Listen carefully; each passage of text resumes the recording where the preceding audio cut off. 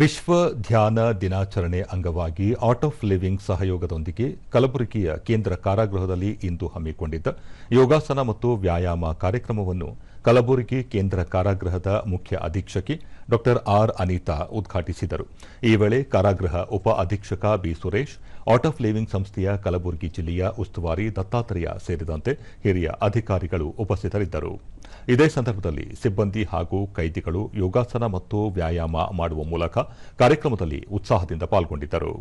ನಿತ್ಯ ಯೋಗಾಸನ, ಪ್ರಾಣಾಯಾಮ ಮಾಡುವ ಮೂಲಕ ತಮ್ಮ ದೈನಂದಿನ ಒತ್ತಡ ಕಡಿಮೆ ಮಾಡಿಕೊಳ್ಳುವುದು, ಆತ್ಮವಿಶ್ವಾಸ ಹೆಚ್ಚಿಸಿಕೊಳ್ಳುವುದು, ಶಾಂತಿ, ಏಕಾಗ್ರತೆ ಮತ್ತು ಸಕಾರಾತ್ಮಕ ಚಿಂತನೆ, ಸಹಬಾಳ್ವೆ, ಸಮಾಜಮುಖಿ ಚಿಂತನೆ ಬೆಳೆಸಿಕೊಳ್ಳುವ ಕುರಿತು ಕೈದಿಗಳಿಗೆ ಮಾಹಿತಿ ನೀಡಲಾಯಿತು.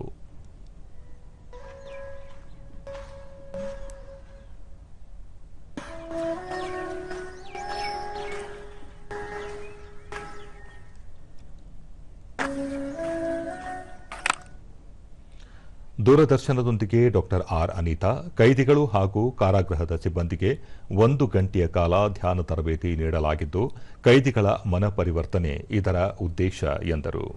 ಸಹಕಾರಿಯಾಗುತ್ತೆ. ಅವರು ಸಂಪೂರ್ಣವಾಗಿ ಅದರಲ್ಲಿ ತೊಡಗಿಸಿಕೊಂಡು ಅವರು ಒಂದು ಪ್ರತಿದಿನ ಅದನ್ನು ಫಾಲೋ ಮಾಡಿ ಒಂದು ಪರಿಣಿತಿ ತಗೊಂಡು ಅದನ್ನು ರೂಢಿಸಿಕೊಂಡ್ರೆ ನಿಜವಾಗ್ಲೂ ಖಂಡಿತವಾಗ್ಲೂ ಕೂಡ 100% ಅವರು ಮನ ಪರಿವರ್ತನೆ ಆದಂಥ ಒಂದು ವ್ಯಕ್ತಿ ಆಗಲಿಕ್ಕೆ ಸಂಪೂರ್ಣವಾದಂಥ ಒಂದು ಅವಕಾಶ ಇದೆ. ಬಿ ಸುರೇಶ್, ಕೈದಿಗಳ ಆರೋಗ್ಯ ದೃಷ್ಟಿಯಿಂದ ಈ ಕಾರ್ಯಾಗಾರ ಹಮ್ಮಿಕೊಂಡಿದ್ದು, ಇದು ಕೈದಿಗಳ ಮನಸ್ಥೈರ್ಯ, ಶಿಸ್ತುಬದ್ಧ ಜೀವನ ಶೈಲಿ ನಡೆಸುವುದಾಗಿದ್ದು ಎಲ್ಲರೂ ಸದುಪಯೋಗ ಪಡಿಸಿಕೊಂಡಿದ್ದಾರೆ ಎಂದು ಹೇಳಿದರು. ಯೋಗ ನಿರಂತರವಾಗಿ ಕಾರಾಗೃಹದಲ್ಲಿ ನಡೀತಾ ಇದೆ. ಇದಕ್ಕೆ Kalaburagi art of living ಬ್ರಾಂಚ್ನ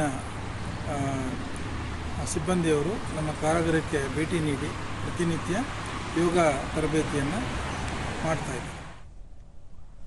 art of living ಸಂಸ್ಥೆಯ ಕಲಬುರಗಿ ಜಿಲ್ಲೆಯ ಉಸ್ತುವಾರಿ ದತ್ತಾತ್ರೇಯ, ಕೈದಿಗಳ ಮಾನಸಿಕ ಒತ್ತಡ ನಿರ್ಮೂಲನೆ ಧ್ಯಾನದ ಮುಖ್ಯ ಉದ್ದೇಶ. ಜೊತೆಗೆ ಡಿಸೆಂಬರ್ 16ರಿಂದ ಸುದರ್ಶನ ಕ್ರಿಯೆ ತರಬೇತಿ ನೀಡಲಾಗುತ್ತಿದೆ ಎಂದರು. ನಮ್ಮ ಮೂಲದೇಯ ಒತ್ತಡ ನಿರ್ಮೂಲನೆ, stress free, violence free society ನಿರ್ಮಾಣ ಮಾಡೋದೇ ನಮ್ಮ ಆರ್ಟ್ ಆಫ್ ಲಿವಿಂಗ್ ಸಂಸ್ಥೆಯ ಮೇನ ಧ್ಯೇಯ. ಅದಕ್ಕೋಸ್ಕರ ನಾವು ಎಲ್ಲ ಸರ್ಕಾರಿ ಸಂಸ್ಥೆಗಳಲ್ಲಿ ಈ ಪ್ರೋಗ್ರಾಮನ್ನು ಹಮ್ಮಿಕೊಳ್ತಾ ಇದ್ದೀವಿ.